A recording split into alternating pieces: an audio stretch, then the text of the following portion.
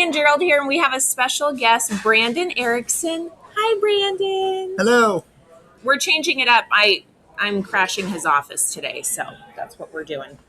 Okay, so we are chatting. Well, actually, Brandon, why don't you introduce yourself? And he's kind of like pretty well known on Camano Island. I feel like I'm with a celebrity right now. Humble brag, but yeah, go ahead and introduce yourselves, and yeah, we'll start there. Yeah. My name's Brandon. I grew up on Camano Island. We moved up here in '95 and spent my whole childhood here riding my bike around the island. Eventually, my dad started a company called Camano Island Coffee Roasters out of the barn on our property. And when he outgrew that, was looking for a place to set up shop and ended up finding Terry's Corner and decided to build the roasters there, but then also decided if it's going to do that, let's turn it into something bigger than that. And so worked with a bunch of different people, community members, and eventually built Camano Commons as we see it today. And then it's gone through these crazy ups and downs, but eventually he retired. At that point, he had the coffee roasters, he had the marketplace, and he had some other businesses and built real estate as well. But end of 2019, my wife and I purchased Camano Commons Marketplace from him, and that was a wild time to take over a business. Yes. And then from there, we've just been kind of running and doing different events here and there at the complex. I don't know what else. No, start there. You did amazing. That was awesome. Cool. Okay, but we're here to chat about his business, which is very relevant to the time with AI. So explain a little bit about your business. Yeah, so in the last year, I've started a new business called Biz AI, which is a small business AI consulting company. And our focus is, we hear a lot, small business owners get stuck on the annoying tasks that steal their time away. And so we help automate or reduce the time to complete those tasks so that you can get back to doing bigger and better things. So I've worked with a handful of clients now, working with optimizing little things, tasks within their business, the things that you guys do on a regular basis that, maybe take you 30 minutes and we cut it down to 5 minutes or less. So every business has its own different problems, but we try and help you guys get back on it. And be able to focus on more important things rather than the little tasks. Yeah, that is huge. We were chatting before, and just like, because, I work at Kira part-time, and they're just starting out, and, honing in on our AI skills to post social media and, utilize it for other things. That way, Jay and Dr. Maz can go out and do more community events and things like that, build rapport with the community, because doing a lot of the marketing online, social media, it is, I joke, a full-time job, but yeah, how can we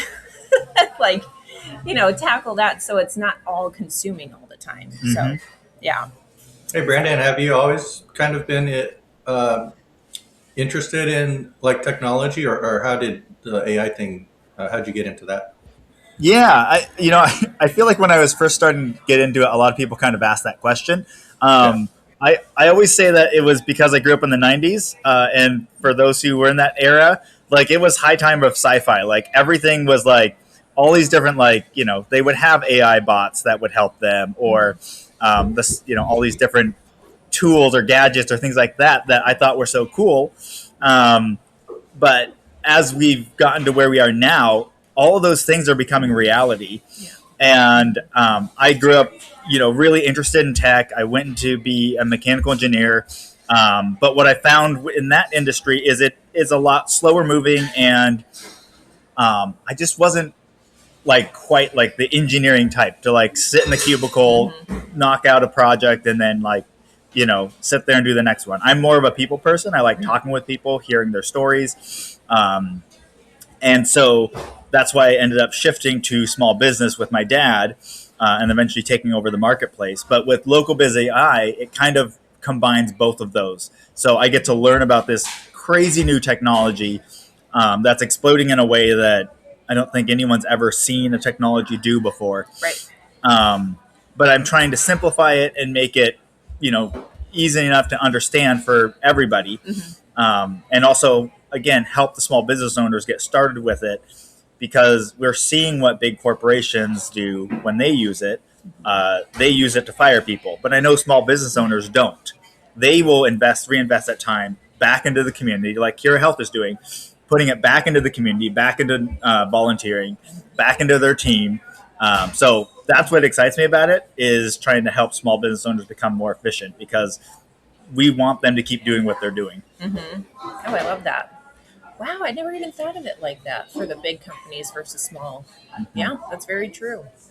Okay, so we have a few questions. I know we've kind of chatted, so I'm going through them to see. So, you kind of talked about the spark and why you wanted to start this. Now, how long have you been doing this for the AI? So I officially started my company last year. But kind of since the 23, when a lot of people had that ChatGPT moment where they opened up Chat 2.5 or 2.1, whatever it was, and it was bad, right? You would ask it how many R's are in strawberry, or you would ask it, simple questions, and it would just get them completely wrong. And I think a lot of people saw that and was like, oh, see, it's not intelligent. It's stupid. It doesn't know anything. And then just left it there. Yeah. And for me, I would just talk back and forth with it, just seeing where it could do and stuff like that. But immediately was like, this is going to change how people interact with their computer. We've been trained to work with computers. We have to get to their level to function. And AI is almost bringing it back to old school, where you're talking to a thing and then it does the things for you. And even from that very beginning, I was like, that's what AI is going to bring to the table. And so immediately was like, okay, I'm going to start trying to learn about what I can about this. And I started listening to podcasts, watching YouTube videos about it. And then I went to a conference the next year, because I was like, I think I'm going to actually try and go deeper on this. And then I've gone to multiple conferences since then. I've got another one coming up here in the fall. So, and the more you go to those and talk to people that are really utilizing these tools closer to their potential, you realize how much this will end up changing our society. I still think we are on the tip top of most people don't use it, not even fully, but fully understand what it can do. Right. So we're still very much in the very beginning. Well, it's good that you're constantly going to these conferences and talking to people, because I feel like it's always evolving and changing, even as we're sitting here talking about it. Gerald, for the real estate side, how do you utilize AI? Yeah, I just started getting into it. Originally, from the early days, I started using AI to help me craft, the marketing descriptions. And, I would take what I usually have the sellers do, a top 10 list of what they're going to miss about the house. And then I plug that into AI to help me create some unique, marketing descriptions. And so that was kind of my initial push into, using ChatGPT. And now, I collaborate a lot with Melissa, and we're using it to come up with business plans. For Melissa's store, she's using it to come up with, what inventory to buy, what it should look like in terms of percentage of clothes versus, kitchen goods. And there's just so much potential for it. And, I know a lot of businesses are kind of, we're always getting pressure to try out the next new thing, right? And what would you say, Brandon, to those businesses? Is this the next shiny object, or is this something they should invest some time into? Yeah, it's true. Right. Yeah. And that's another piece. And there's obviously multiple layers to that. There's always a new software, a new POS, whatever, that businesses are being sold.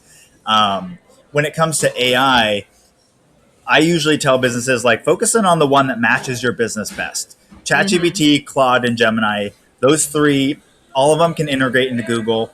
Most of them can integrate into Microsoft. In fact, I think all of them now can. So whatever fits your tech stack best, go with that one and then go deep with it. I always tell business owners, it is $20 a month right now for either of those three subscriptions. You will not spend a better get a better ROI on $20 in your business than that. Yeah. And I also don't think it's going to stay like this. I don't think there's always going to be a $20 tier. I think it's going to go up. So right now is the cheapest it will ever be, and I think it's the best ROI you can get for your business. But you don't have to get all three like I do. You don't have to go and chase all of the new AI tools that come out.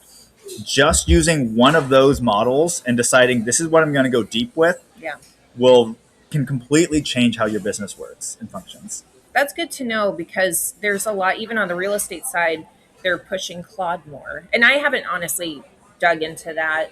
I use ChatGPT mostly in Gemini, but yeah, is there one that's more like speaks to a certain business rather than the other?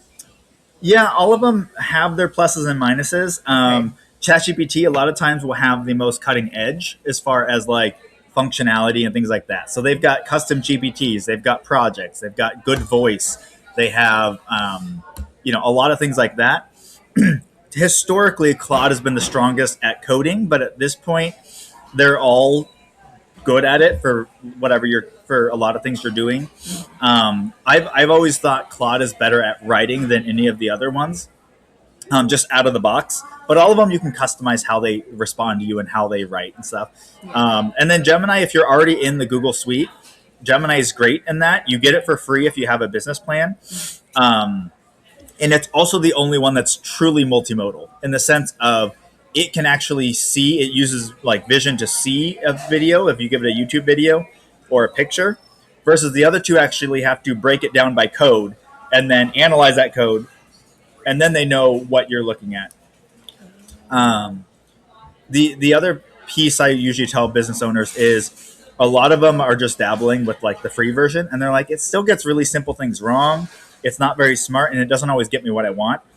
And again, I always tell them, like, just do a $20 trial. Like, you waste $20 in your business so many ways. Yeah. So just do $20 for 1 month, test it out, and use the thinking models, use the deeper models, and then come back and tell me how you think it did on the task that you gave. Now, this is something that I've heard where, like for ChatGPT, for example, it'll pull from like blogs and things, and then where Gemini is more like factual. Is that a thing? I don't know. I'm trying to debunk a rumor that I heard. Yeah. But it's interesting at this point because so a lot of these models were trained on the internet before they knew AI was coming out. Yeah. And so there was like a base level information that these were trained on. Since then, there's been a lot of pushback from the web community of trying to block AI chatbots and make it so their website can't be scraped by them or learn from them. And so every one of the chatbots, and I don't know which ones have which, but many of them will get auto blocked if they try and go to certain websites now. The thing about Gemini, the advantage they have is that the crawler that they use to get the information for their Gemini bot is the same crawler they use for their Google search, which means if you were trying to block Gemini, you would have to opt out of being in Google search, which we all know is basically means your website doesn't exist. Right. So Gemini, you can't really block from getting scraped, but the other two can because they're actually using a different party thing or something. Okay. Yeah, but I don't know. I wouldn't say that Chat or Gemini or Claude, one of them is more factual than the other. Okay. And again, they all are constantly getting new releases, so that changes every time that happens. Yeah. But we are at the point where all three are decent, they're functional, and if you choose one over the other, it's not going to be this giant gap of, well, now I can't do X, Y, and Z. You can, for 99% or at least 80% of business owners, they can function with any of these main three models and get everything they need to get done. Right. Oh, okay. Now, I know we were chatting about, because you'll hold classes for local business owners. How often do you do that? My goal this year was to try and do one. I think I was trying to get 8 done this year, to self-host 8. I've done 1 so far, and we're in July, so I've got a lot to do. Okay. But I am planning on doing one, hopefully coming in August, and then probably one in the fall, like early fall and late fall is my kind of goal at this point. So, I still think, again, people are just getting started with these tools. Yep. They don't even have some of the foundations of basic prompting and stuff. So I want to get that started so people know how to do that. And then, eventually dive deeper into some of the other product offerings we have. Oh, that's amazing. So when you do hold a class, what topics do you go over? Yeah, so those workshops, they typically run about $50 per head. And they are I get started with telling you a little bit about large language models, how they work, how they're changing and things like that.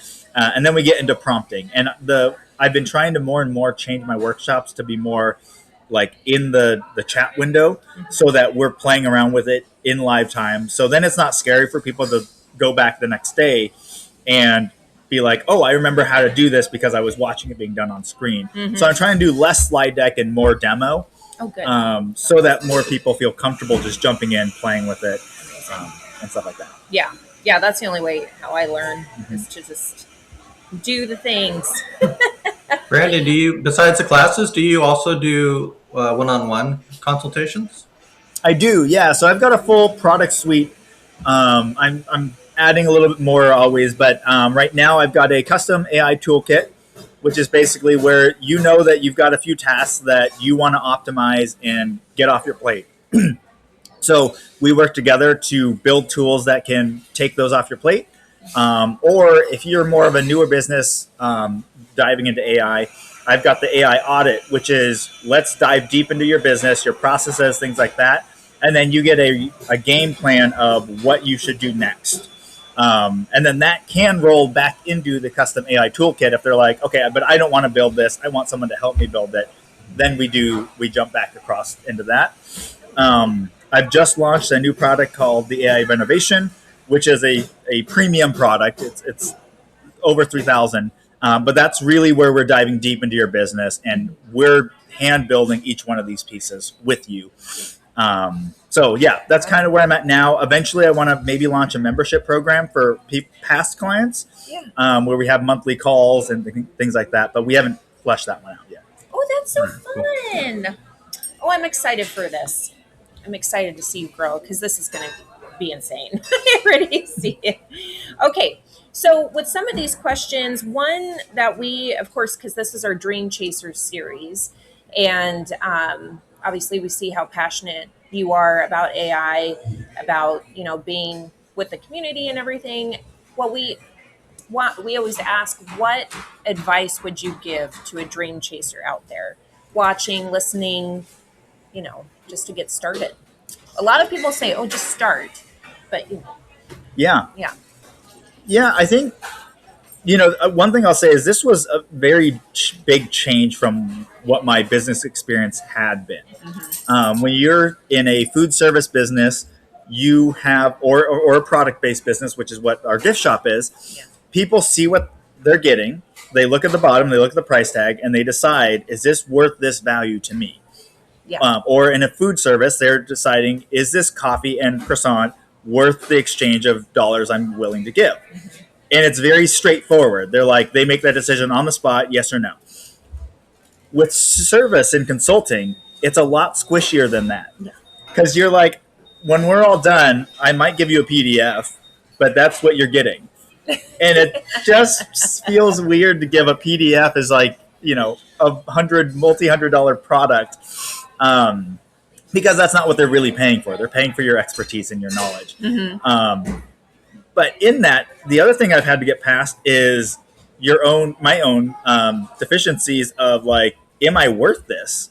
And am I bringing enough value to the table? Right. And I've actually hired a business coach who's a story brand business coach. Actually, shout out to Shannon Saylor with Vivify Business Coaching if you guys are interested. But she has helped me, one, clarify my products so I actually know what they are, and helped me build that confidence of talking to other people in the area who use AI on a regular basis.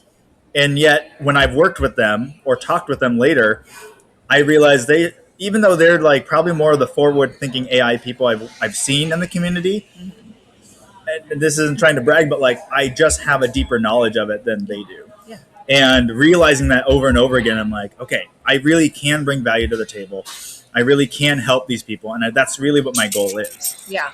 I know it's wild to get to that point though, where you have to like, I can do this. Like I am an expert in this field, you know, getting beyond that. So that's good that you recognize that. Mm-hmm. Yeah. Oh, that's amazing.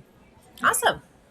And one thing I'll add to that too is even if you aren't, even if you're not the expert, because there are still people in the community that are smarter than me with AI. And there's so many people around the internet and stuff like that I follow that I'm like, man, they're so far beyond where I am.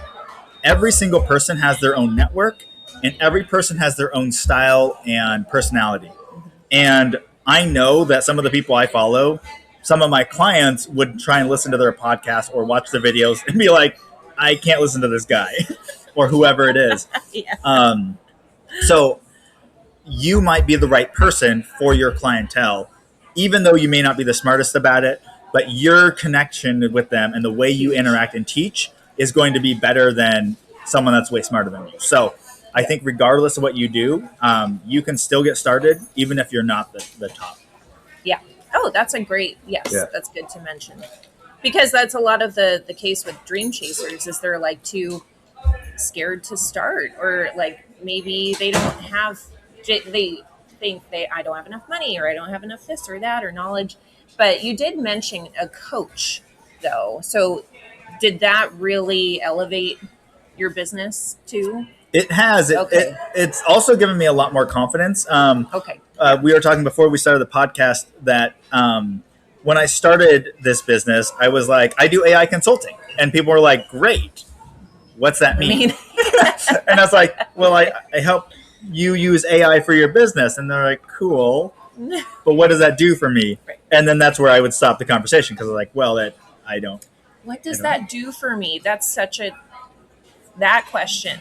Yeah. Yeah. So building the custom AI toolkit where I can articulate what you will get is a custom AI tool that will automate one of your tasks. And then you'll have the roadmap to build 2 more of those by the time we're done with our meeting. Yeah. That's more tangible. Like, think of the thing that annoys you the most that you have to do on a weekly or monthly basis, a report or some sort of like convoluted thing. Yeah. Let's get that off your plate so you don't have to think about it again in that intensive a way where you can just hit go, or you can make it so like it is a 5-minute to do and it's done, and then you review it and you double check that it's good, and then we move on. Yeah. So I know.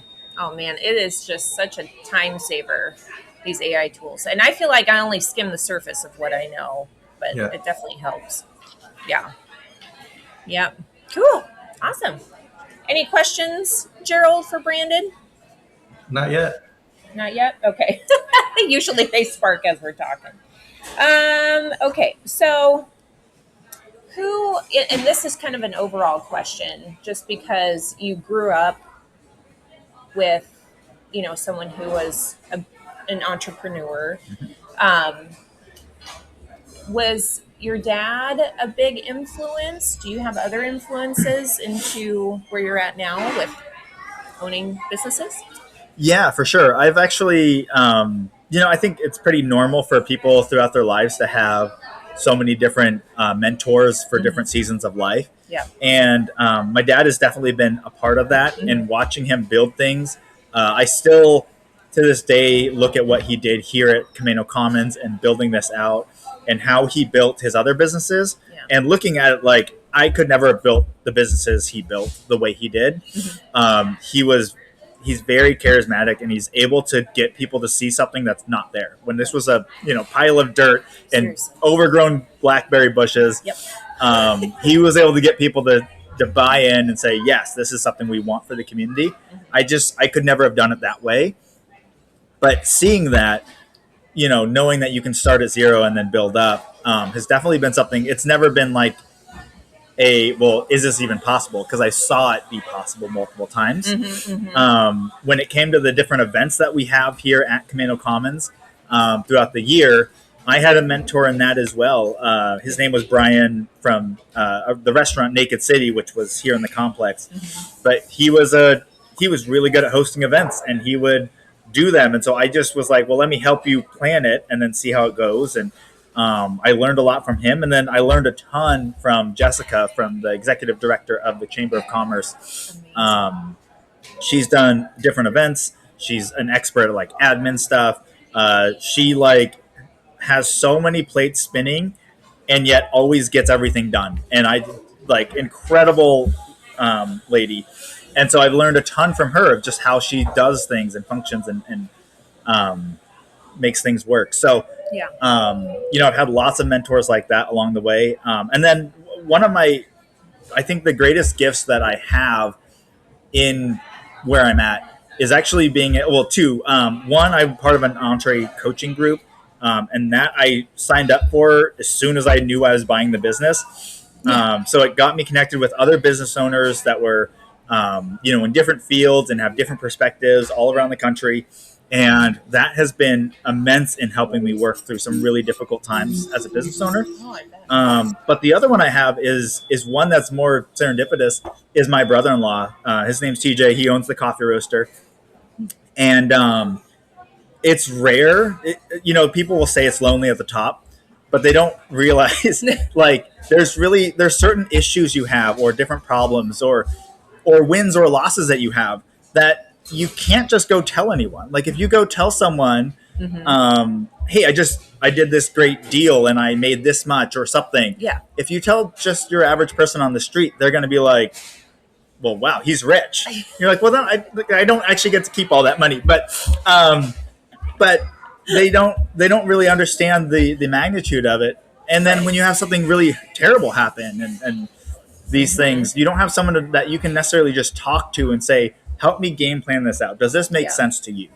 And someone that brings you back to earth. If you talk to people in the community that think you're great and you just always get positives, right. You need people to keep you back to earth. And so when I bring an idea to him, sometimes I'm like, this is what I'm thinking. And he's like, that's a terrible idea. What about this, this, and this? And I'm like, well, right. I didn't think about those ideas, those problems.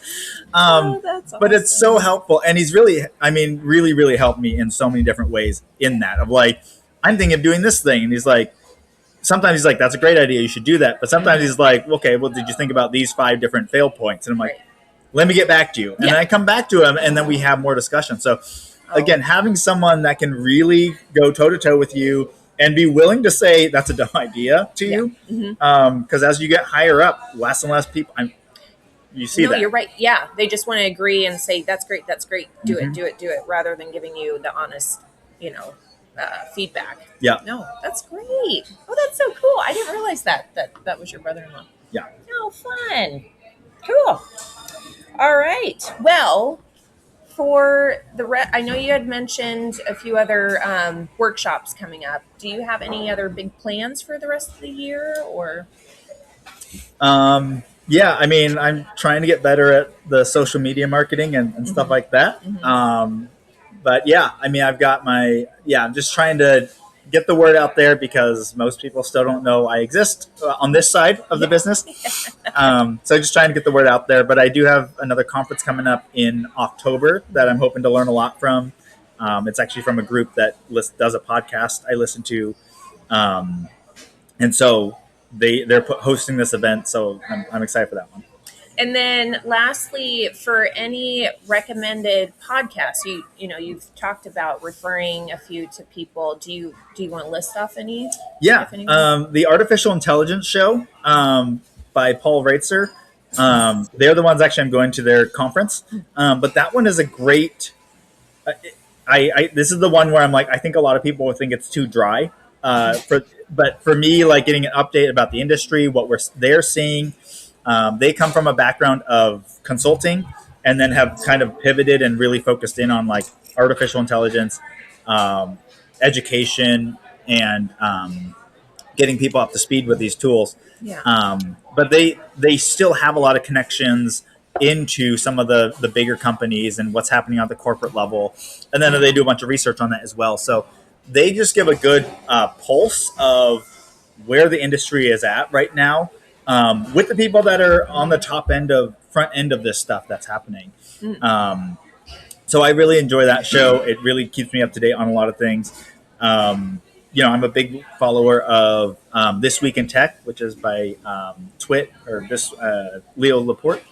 But if you search Twit on your podcast feeds, now that's like a 2.5 hour, 3 hour long episode. So it usually takes me half the week to get through. Yeah.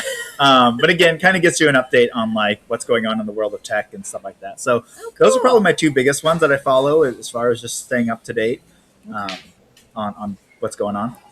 I love it. And then how can folks reach out to you if they want to book anything or ask any questions? Yeah. If you want to learn more about me, you can find me localbizai.me. That's biz, B-I-Z, me, or AI.me. So that's my website.